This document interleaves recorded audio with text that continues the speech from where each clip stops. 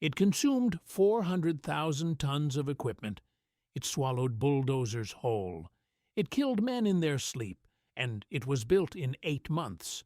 1,700 miles. Dawson Creek, British Columbia, to Delta Junction, Alaska. Through permafrost that turned to soup when you touched it. Through muskeg bogs that ate machines. Through mountains that required dynamite just to whisper through. In temperatures that hit 70 below zero. The Alaska Highway. The road that shouldn't exist. And here's what they don't tell you. A third of the men who built it were black soldiers from segregated regiments. They were given the hardest sections, the most dangerous equipment. And when it was done, they were erased from the photographs, cropped out of history. This is the story of 11,000 soldiers who carved a highway through frozen hell, and the 3,695 black troops whose contributions were buried for 50 years. We're going to find out how they did it, what it cost them, and why most of America never knew their names. Hell's Garrison, December 7th, 1941. Pearl Harbor burns. Japan has just proven it can strike American soil without warning, and Alaska, 2 time zones away, separated from the lower 48 by 1,700 miles of absolute wilderness, is now the most vulnerable piece of real estate the United States owns. No roads connect it to the rest of the country. Supplies come by ship, 5 to 7 days from Seattle, vulnerable to Japanese submarines the entire way, or by air, limited tonnage, weather-dependent, expensive. If Japan invades Alaska, the U.S. has no way to reinforce it, not quickly, not reliably. The War Department sees the problem immediately. They need a land route, a highway, and they need it now. February 11th, 1942. 2 months after Pearl Harbor, President Roosevelt signs the executive order, build a road to Alaska, 1,700 miles through British Columbia, the Yukon, and into the Alaskan interior. Do it in 6 months. Civilian engineers call it impossible. They estimate 2 to 5 years minimum. The terrain is unconquered. The climate is lethal. There are no supply depots, no housing, no infrastructure for 1,000 miles. You'd be building the road while simultaneously building the entire logistical backbone to support the workers building the road. The Army doesn't care. The order stands. 6 months, maybe 8 if you're lucky. This is the antagonist, 1,700 miles of wilderness that has never been crossed by a road. Permafrost, muskeg, mountain ranges, rivers with no bridges, and winter, 8 months of winter that turns metal brittle and men into frozen meat. The U.S. Army Corps of Engineers gets the job. 7 engineer regiments, 10,607 soldiers, plus civilian contractors from the Public Roads Administration, eventually 16,000 men cycling through the project. And here's the part that matters. 3,695 of those soldiers are black. 4 segregated regiments, the 95th, the 97th, the 388th, the 97th Engineer General Service, roughly a third of the military workforce. They're given the worst sections, the stretches through muskeg and mountains, the areas where the permafrost is thickest and the equipment oldest. This isn't an accident, it's policy, but we'll get to that. March 9th, 1942. Construction begins. The plan is audacious, attack the route from multiple points simultaneously. Northern teams start in Alaska and work south. Southern teams start in British Columbia and work north. Meet in the middle. Leapfrog strategy. It's either this or nothing. There's no time for sequential construction. You can't build 1,700 miles, one section at a time in 8 months. You have to build it all at once. The first test? Can the equipment even operate in this environment? Barely. Caterpillar D. 8 bulldozers, the workhorses of the operation, are designed for temperate climates, not permafrost, not muskeg, not 70 below zero. Engines freeze overnight. Mechanics build fires under them every morning just to get them started. Hydraulic systems fail. Metal tracks crack. In the muskeg, those vast stretches of saturated organic soil that act like quicksand, dozers sink up to their cabs. Soldiers spend days trying to recover a single machine. Sometimes they can't. They abandon it, leave it to rot in the bog. April 1942. The 97th Engineer Regiment, Black Soldiers, loses multiple bulldozers near Beaver Creek. The machines sink so deep they can't be pulled out. Gone! Weeks of work wasted. Morale craters. Some soldiers start to wonder if the project is even possible. But the timeline doesn't care about morale. Winter is coming. In the north, winter lasts 8 months. You have maybe 4 or 5 months of workable weather. Spring thaw to fall, freeze, that's your window. And the clock is ticking. The surveyors made a mistake, a catastrophic one. They mapped the route in winter. When the ground was frozen solid, it looked passable, flat, stable. But permafrost is a liar.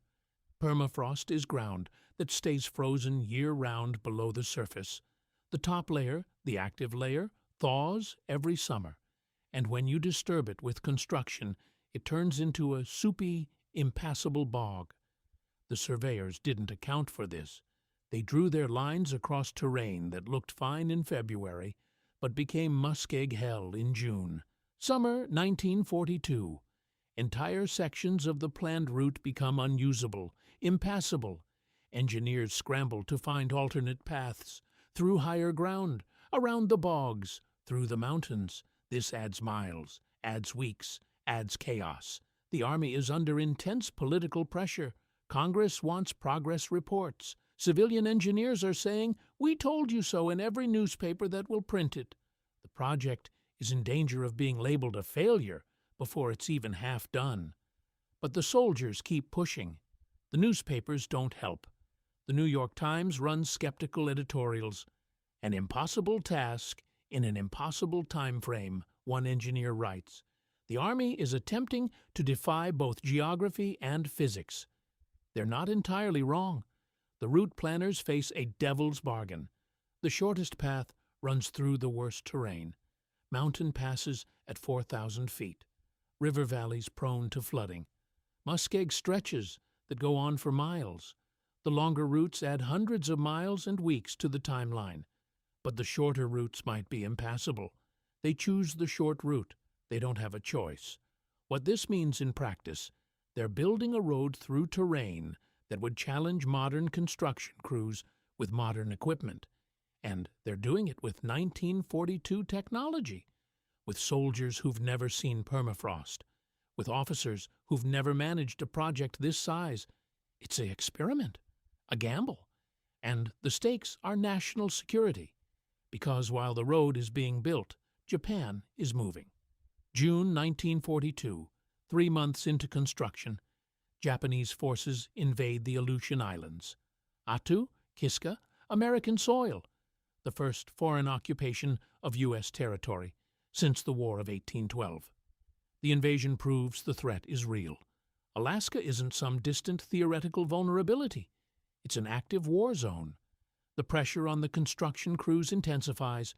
Every day the road isn't finished is another day Alaska remains isolated. Another day the U.S. can't reinforce its northern defenses by land. The soldiers feel it, the weight of it. But before they can worry about Japanese invasion, they have to solve a more immediate problem. How do you build a road through ground that turns to liquid when you touch it? Gears that crushed steel. Here's how you build a road through permafrost and muskeg. Step 1. Survey the route. Engineers go ahead, sometimes on foot, sometimes by air, marking the path with stakes and flags. But surveying in this terrain isn't like surveying in Kansas. You can't just walk a straight line and measure elevation. The forests are dense, spruce and pine so thick you can't see 10 feet ahead, underbrush that grabs your boots, and in winter everything is buried under 6 feet of snow. So they use bush planes, single-engine aircraft that can land on frozen lakes. The pilots fly low over the proposed route, while engineers in the back seat sketch maps and take photographs. It's crude. It's dangerous. Several planes crash. but it's the only way to see the terrain. Step 2. Clear the forest. Bulldozers and axe crews cut a swath 12 to 26 feet wide. Trees fall, stumps are blasted or ripped out. This sounds simple, it's not. The trees in the northern forest are centuries old. Roots go deep. A single large spruce can take hours to remove. And when you cut the trees, you expose the permafrost to sunlight, which means it starts to thaw, which means the ground starts to collapse. The crews learn to clear only as much forest as they absolutely need. Leave too much shade and you can't build the road. Clear too much and the ground liquefies. It's a balancing act, and they're learning the rules as they go. Step 3. Grade the roadbed. Dozers push dirt to level the ground, but in Muskeg leveling doesn't work. The ground is too soft. A bulldozer weighs 15 tons. Muskeg can't support 15 tons. So you lay corduroy roads, logs, thousands of logs placed side by side to create a stable surface. The muskeg swallows them. You add more logs. 10 feet of logs and gravel fill in some sections just to create ground that won't collapse under the weight of a truck. Where do the logs come from? The forest you just cleared. Nothing goes to waste. Trees are felled, stripped, cut to length, and laid across the bog. It's brutal, repetitive work. Soldiers swing axes for 12 hours a day. Their hands blister, bleed, callous over. And the corduroy roads don't last. The logs rot in the wet ground. Within months, they're spongy. Within a year, they're compost. But that's a problem for later. Right now, the goal is just to create a surface that trucks can drive on without disappearing. Step 4. Drainage. Culverts, metal or wood pipes, are installed to channel water under the road. Critical, because in permafrost, water is the enemy. It freezes, expands, heaves the road apart.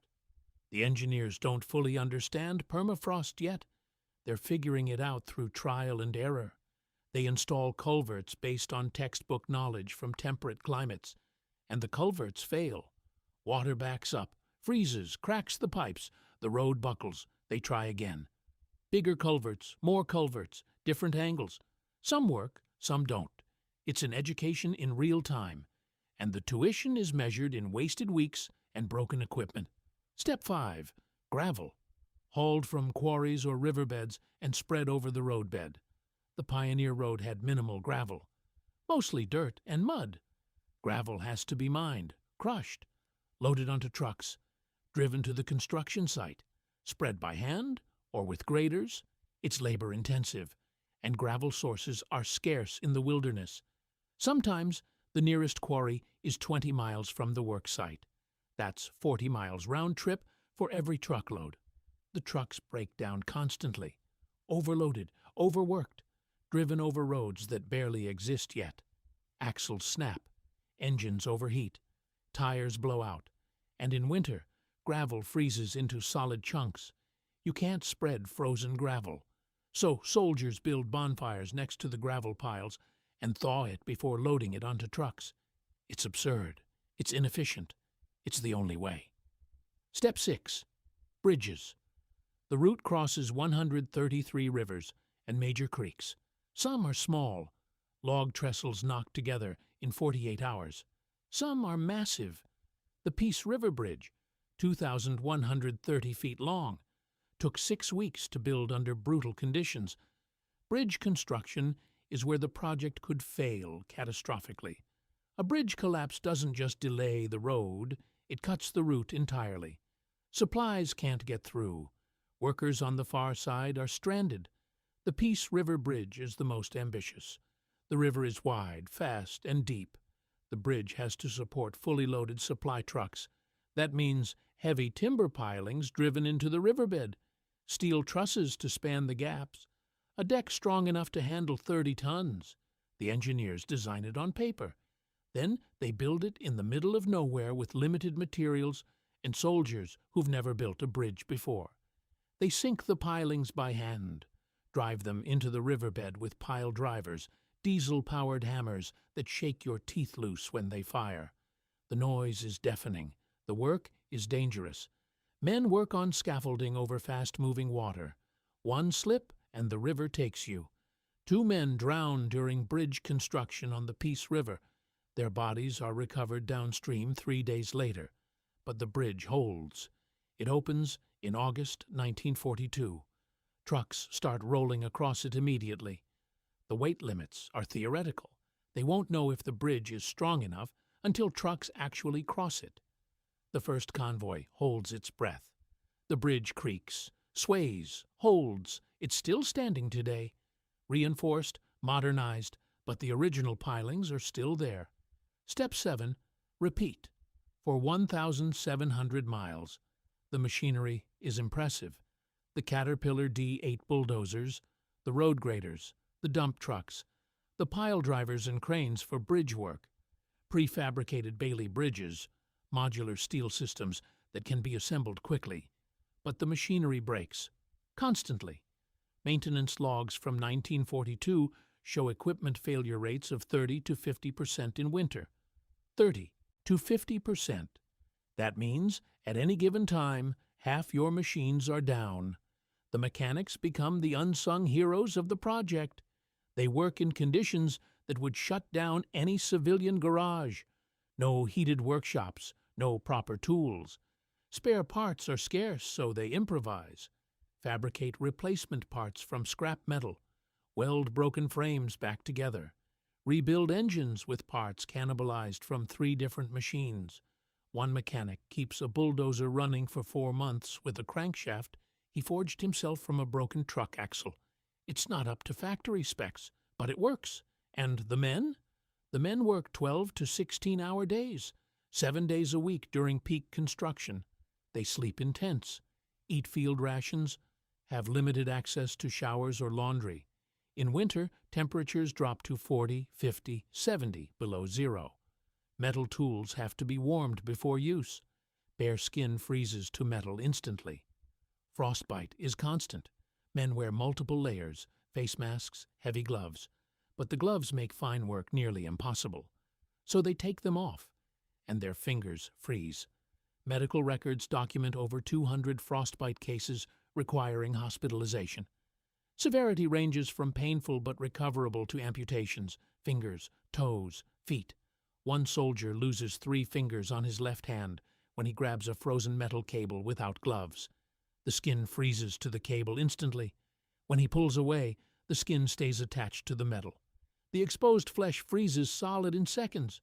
Field medics amputate the fingers on site. There's no time to evacuate him. He's back at work a week later. In summer, it's a different kind of hell.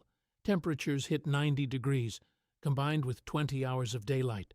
The heat is relentless. And the mosquitoes. Swarms so thick that men wear netting and gloves just to breathe. Insect bites cause infections. Medical reports document dozens of serious infections. The mosquitoes aren't just annoying, they're dangerous. Clouds of them so dense they obscure vision. They get in your nose, your mouth, your ears. Soldiers develop welts that cover their entire bodies. Some men have allergic reactions, swelling so severe they can't open their eyes, and the work doesn't stop. You need to understand the scale of what they're attempting. This isn't just road construction. This is building an entire supply chain from scratch while simultaneously building the road. The nearest rail line ends at Dawson Creek. Beyond that, everything has to be trucked in or flown in. Food, fuel, equipment, medical supplies, spare parts. The Army builds 30 construction camps along the route. Each one is a self-contained town. Barracks, mess halls, fuel depots, medical facilities, all of it constructed while the road is being built.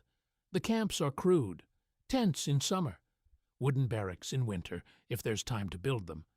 Most soldiers sleep in tents year-round. In winter, they burn wood stoves to stay warm. But fuel is rationed. The stoves go out at night. Men wake up with ice on the inside of their sleeping bags. Food is a constant problem. The Army ships in field rations, canned meat, hardtack, powdered eggs. Enough calories to keep men alive, but barely. Fresh food is a luxury. Occasionally, a supply plane brings in fresh vegetables or meat. It's gone within hours. 400,000 tons of equipment and supplies are moved to build this road. 400,000 tons across 1,700 miles of wilderness with no infrastructure. It's the largest rapid construction project the U.S. Army has ever attempted, and they're doing it in a climate that destroys men and machines with equal efficiency. But there's something else happening, something uglier. The black regiments, the 95th, 97th, 388th, 97th Engineer General Service, are systematically given the hardest assignments, the sections through Muskeg, the mountain passes that require constant blasting, the areas with the worst permafrost, and they're given inferior equipment, hand-me-down bulldozers, worn-out trucks, tools that white regiments discarded. This isn't speculation. It's documented. Veteran testimonies, scholarly research, official records that were buried for decades. The 97th Engineer Regiment gets a brutal stretch near Beaver Creek, Muskeg and mountains, equipment that breaks down constantly.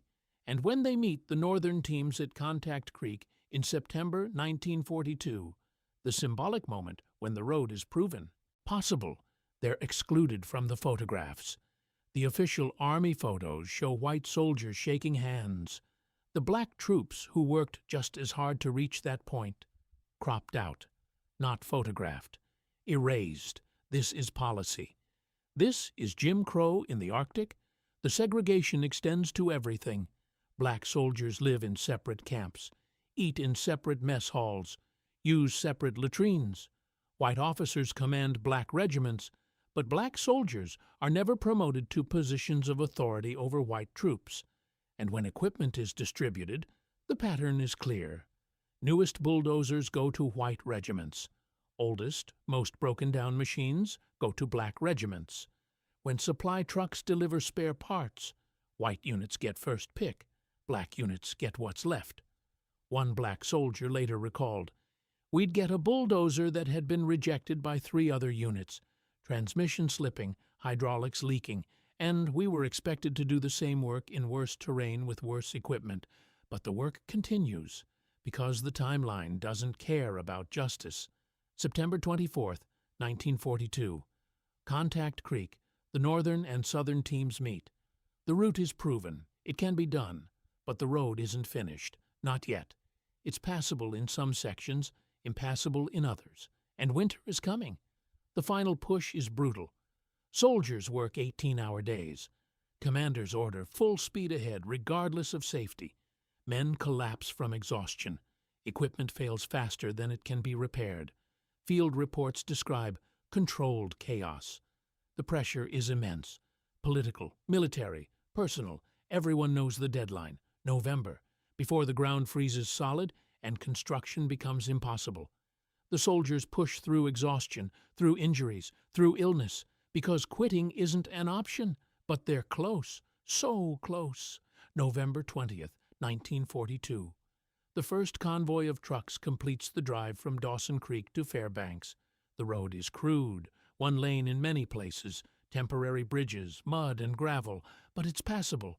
8 months and 12 days after construction began, the Alaska Highway is done. The public celebrates. Newspapers call it a miracle of engineering. Newsreels show soldiers driving trucks through snow, proof of American resolve. But the newsreels don't show the black soldiers. The photos don't include them. The official histories barely mention them. They built a third of the road, and they were erased. The men who fed the fire. The road is finished, but finished is a generous term. The Pioneer Road, the version completed in November 1942, is barely functional. It's a dirt and gravel track through wilderness, one lane in many sections. Temporary log bridges over rivers, no guardrails, no signs, no gas stations, and it requires constant maintenance because permafrost doesn't forgive. Roads built in summer collapse in winter. Frost heaving. The ground freezes and expands, buckling the roadbed. Sections crack, sink. Maintenance crews spend the next decade constantly filling holes and rebuilding stretches. The frost heaving is worse than anyone anticipated. In some sections, The road heaves upward by 3 or 4 feet when the ground freezes, then settles back down when it thaws. This cycle repeats every year. The road becomes a washboard. Trucks driving over it shake apart. Engineers try everything. Thicker gravel layers, insulation between the road and the permafrost, different drainage systems. Some solutions work, some make it worse. It takes 20 years to figure out how to build a stable road on permafrost. 20 years of trial and error. The Alaska Highway is the laboratory. Spring floods wash out bridges. Some bridges are rebuilt 3 or 4 times in the first year. The temporary log trestles rot within months and have to be replaced. The Donjek River Bridge is a nightmare. The river floods every spring with glacial meltwater.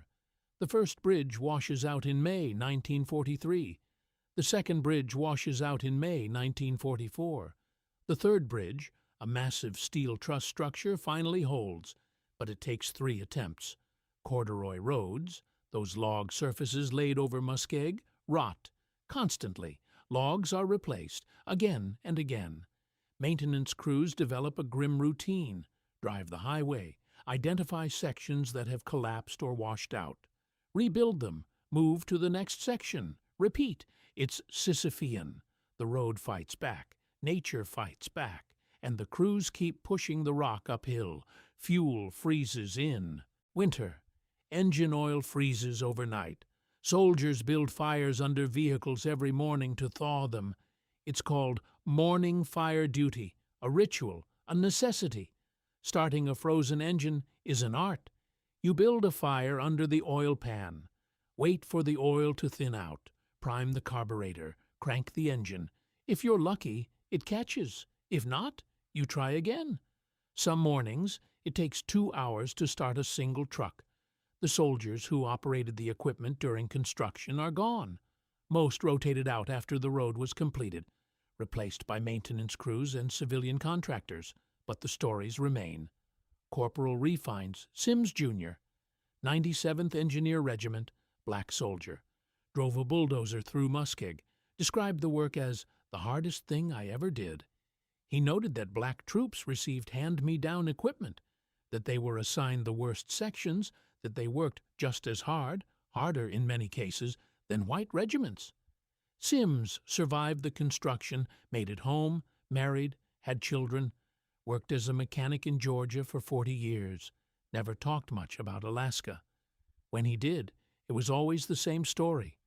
We built that road, and they acted like we weren't even there.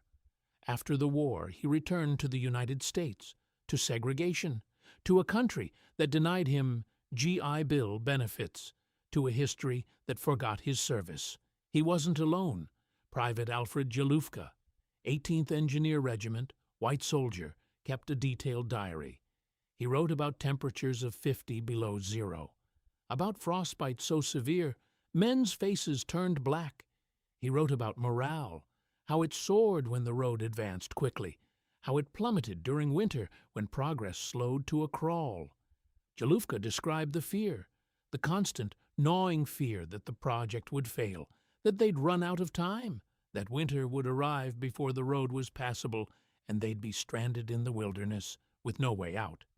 He wrote about the camaraderie, how soldiers from different backgrounds, farm boys from Iowa, factory workers from Detroit, loggers from Oregon, learned to depend on each other, how survival required teamwork. But he also wrote about the segregation, how black soldiers worked separately, lived separately, were treated as lesser. "It didn't sit right with me," he wrote in one entry. "They're doing the same work we're doing, harder work sometimes, but they don't get the same respect." He survived, went home, published excerpts from his diary decades later. But the black soldiers didn't get to publish their stories. Most of them died without recognition. The human cost of the Alaska Highway isn't measured in a single catastrophic accident. There's no dam collapse, no bridge failure that kills dozens. The cost is cumulative, grinding, relentless. At least 15 to 20 soldiers and civilians died during construction. Official records document blasting accidents, equipment rollovers, drownings in icy rivers, pneumonia, hypothermia. The actual number is likely higher. Some deaths were classified as illness or non-combat and not counted as construction fatalities. One death stands out. Private James Henderson, 95th Engineer Regiment, black soldier, 22 years old. Henderson was operating a bulldozer on a steep mountain slope in October 1942. The ground was frozen, treacherous. The dozer slipped, rolled, crushed. Henderson beneath 15 tons of steel. He died instantly. His body was recovered, buried in a military cemetery in Whitehorse. His family received a telegram. "Regret to inform you." No ceremony, no recognition, just another name on a list. Hundreds more suffered injuries that ended their ability to work. Frostbite amputations, infections, broken bones from equipment accidents. And then there's the exhaustion, the mental toll. Soldiers worked for months in isolation, no leave, no break.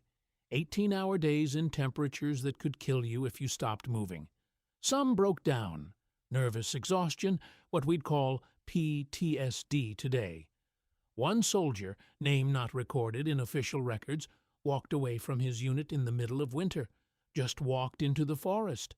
They found him 3 days later, hypothermic, delirious. He survived, but he was never the same. But there were no counselors, no support systems. You kept working, or you were sent home. The machinery of the project didn't allow for human fragility, and the machinery didn't care about race, except it did. The black regiments were given the dangerous assignments, the worst equipment, the hardest terrain. When the 97th Engineer Regiment reached Contact Creek in September 1942, they'd earned the right to stand in the photograph, to be celebrated, but the Army Signal Corps photographers framed the shot to exclude them. White soldiers shook hands. Black soldiers stood off to the side, out of frame. This wasn't an accident. It was intentional, and it continued after the war. Official histories published in the 1940s, 50s, 60s, 70s barely mentioned black troops. A sentence here, a footnote there. Photos showed white soldiers almost exclusively. The narrative was clear. White soldiers built the Alaska Highway. Black soldiers were bit players, if they were mentioned at all. It wasn't until the 1990s and 2000s that historians began recovering the truth. Oral histories were recorded. Archival records were uncovered. The erasure was documented. Memorials were erected. Plaques installed. Recognition granted. Decades too late. Most of the black veterans were dead by then. They never saw the monuments, never heard the thanks. Corporal Sims died in 1998. He was 83 years old. The Whitehorse Memorial honoring black soldiers was dedicated in 2016, 18 years after his death. They built the road, and then they were erased from the story. That's the breaking point. Not a bridge collapse, not a single disaster. The breaking point is systemic injustice, the grinding cost paid in frostbite and exhaustion and forgotten names. Every bridge remembers the Alaska Highway still exists. It's paved now. 2 lanes, modern guardrails, gas stations every 100 miles or so, open year-round. You can drive it today. Dawson Creek to Delta Junction, about 1,387 miles. Shorter than the original Pioneer route because the road has been straightened over the decades, but very little of the 1942 road remains visible. Most of it was obliterated by paving and rerouting. A few short stretches of the old roadbed exist as side roads or hiking trails, overgrown, forgotten. If you know where to look, you can still find remnants. Old corduroy logs poking through the mud, rusted culverts half buried in the forest, abandoned bridge pilings in rivers. The monuments remain. Mile 0 in Dawson Creek, a marker, a tourist attraction. People stop, take photos. Most don't know the full story.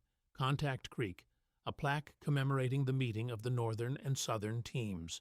It doesn't adequately credit the black troops. The signage is vague, generic. American and Canadian forces met here in September 1942. No mention of the 97th Engineer Regiment, no acknowledgement of who actually did the work. Soldiers Summit at Cluane Lake, mile 1061. This is where the official ribbon-cutting ceremony was held on November 20th, 1942. A plaque marks the spot. The ceremony itself was pure propaganda. Dignitaries flown in from Washington, newsreel cameras, speeches about American ingenuity and determination. The soldiers who actually built the road stood in the background, muddy, exhausted, watching politicians take credit for their work, and in recent years, new monuments specific to the black soldiers.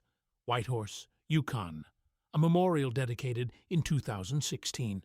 It acknowledges the 3,695 black soldiers, names their regiments, states plainly what was done to them. The memorial is simple, a stone monument, bronze plaques with names and regiment numbers, a brief history. It's something.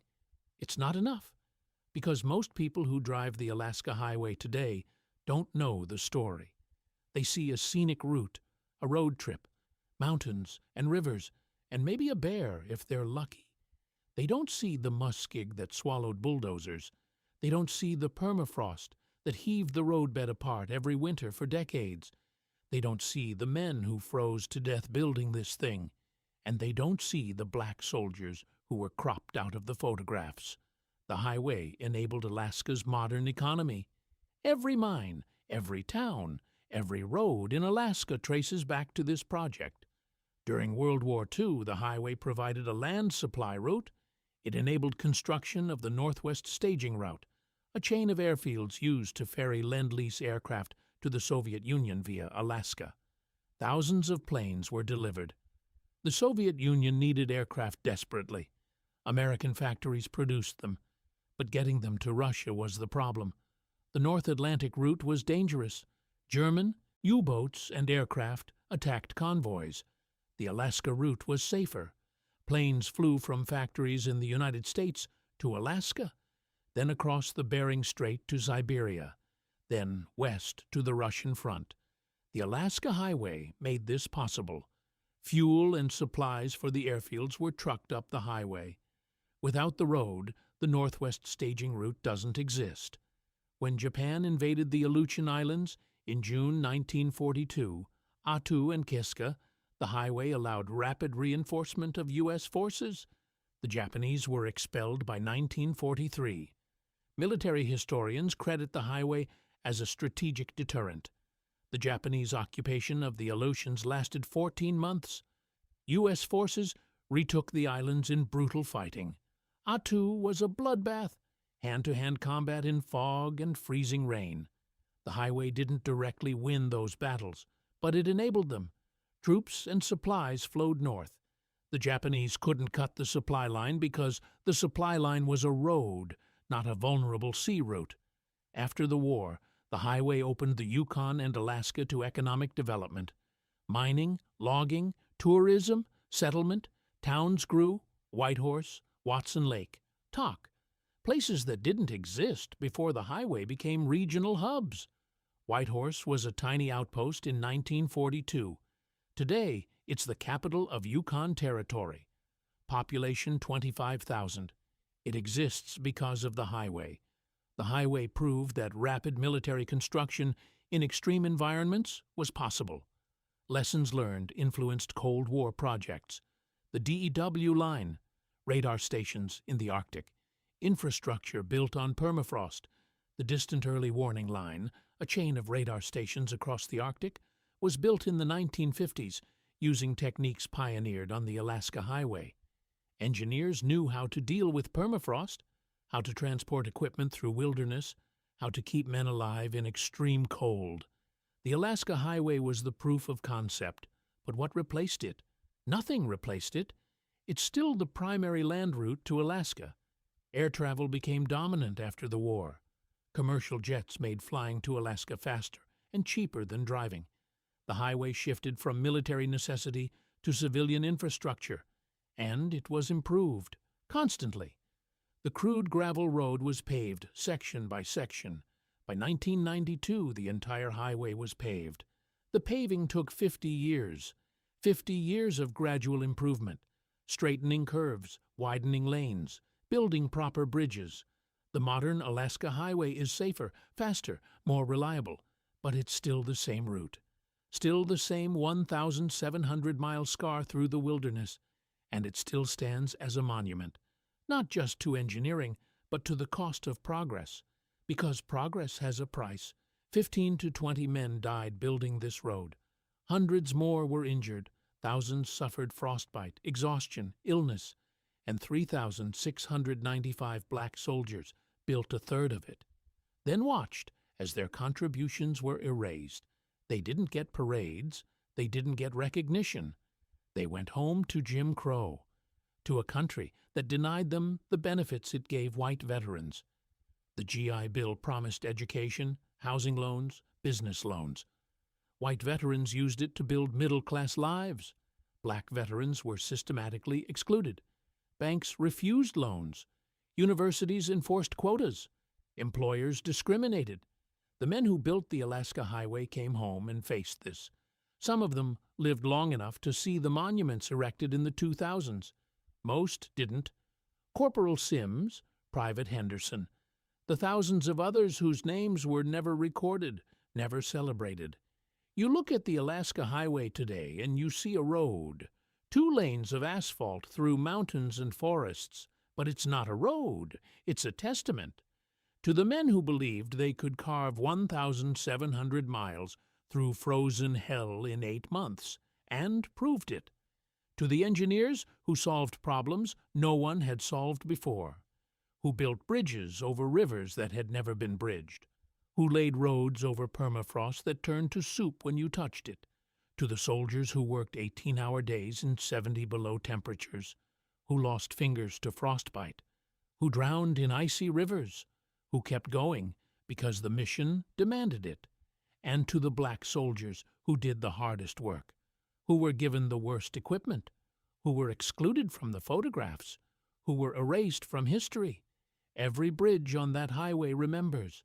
Every mile of asphalt is built on their labor, their sacrifice, their names. The Alaska Highway wasn't just an engineering triumph, it was a reckoning.